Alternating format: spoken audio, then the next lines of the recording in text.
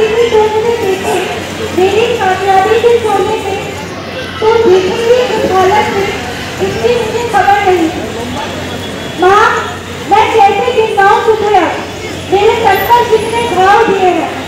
माँ, मैं कैसे गिरनाऊं तुझे अब, मेरे सर पर कितने घाव दिए हैं। मैं खिसक खिसक कर तड़प रही थी, मन पर इतने वार किए हैं।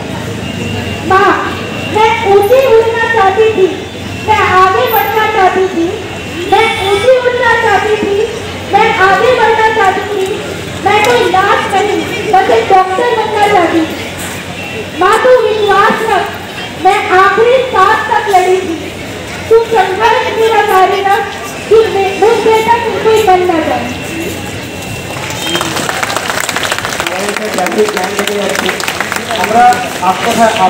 আমরা ভাবি না যে আমরা সারা পাবো।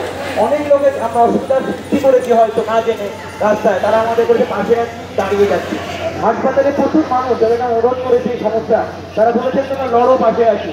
অনেক মানুষ কষ্ট পেয়েছে, আমরা কষ্টের সাথে।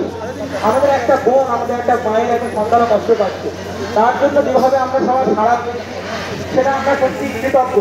এই লড়াই ততক্ষণই চলবে যতক্ষণ প্রতিটা মেয়ে, প্রতিটা মা স্ত্রীকে তাদের উত্তরসূরিকে পারে করতে পাঠাতে পারে, যাতে আমাদের কোনো শুনতে না হয় যে মেয়েদের ভোগ্যবস্তু হিসাবে যে ধর্ষণের যে ঘটনা ঘটতে পারে, ততক্ষণ না পর্যন্ত আমাদের মন থেকে যেতে পারে। আমরা সবাইকে এই জন্য বলি আমাদের পাশে থাকুন। হাসপাতাল বন্ধ হয়নি। আমাদের স্যাররা, আমার প্রফেসর, তিনিও পেশেন্ট দেখছেন, তিনি সেলাইও করছেন, তিনি ছুটছেন। আর 60 বছরের লোক খাটছে, তোরা কাজ কর, তোরা লড়াই কর, আমরা আছি। মানুষের হাত আমরা ছাড়ি। মিডিয়ায় অনেক সময় অনেক কিছু হয়, আমরা মানছি। কোনো সময় আমরা ভুল করে ফেলি, কোনো সময় বাদানুবাদ হয়ে যায়।